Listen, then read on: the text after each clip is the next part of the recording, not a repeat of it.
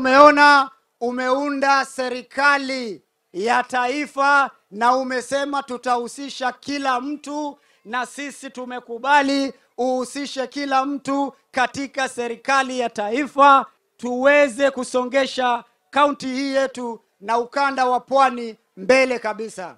Na huyo ndugu yetu Joe tutamkaribisha, na ukimpa bendera ajue hiyo si bendera ya Mombasa, ni bendera ya Kenya. Kwa hivyo aserve Kenyans, awache ile vituko ya Mombasa County. Your Excellency, mimi niko tayari kusimamisha hii chama ya UDA vizuri, na UDA itasimama. Na nyinyi niliwaambia muache wasiwasi ati watu wameingia. Hii bedroom ya Mombasa iko mikononi mwetu, iko ndani ya chama ya UDA. Naona hapa kuna kidogo ubabe wa kisiasa.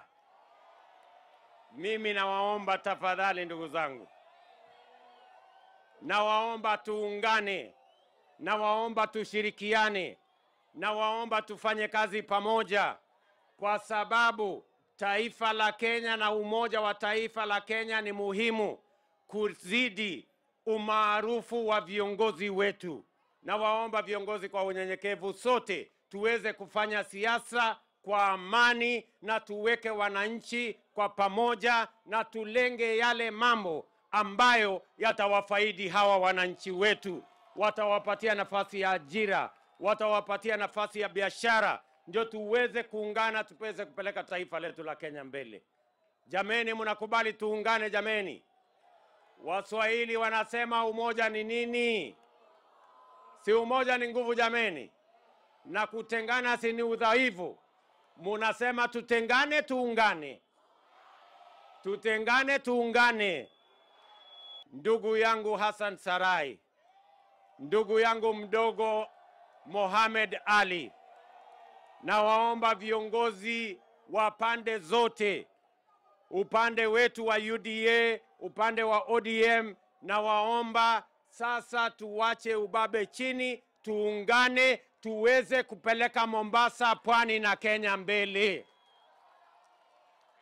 Munakubali jameni tuungane? Hebu nione wala anasema tuungane, tuungane, tuungane, tuungane. Basi, na mimi nikisema hivyo, mimi sitaki kukatisha mambo ya kiongozi yeyote. Nyinyi wananchi ndio mafundi. Si nyinyi ndio mtachagua? Si mnajua kuchagua MCA? Mnajua kuchagua mjumbe na gavana na senator? Si hata rais nyinyi ndio kusema? Basi sawa sawa. So mimi nawasihi hata katika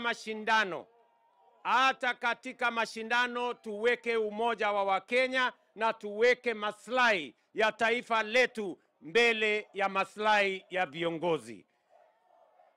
There is a greater good in making sure that even as we compete, even as we belong to different formations, we must equally have the interest of the nation ahead of parochial, ahead of personal, ahead of interests of just leaders. We must have our national interests ahead of all other interests.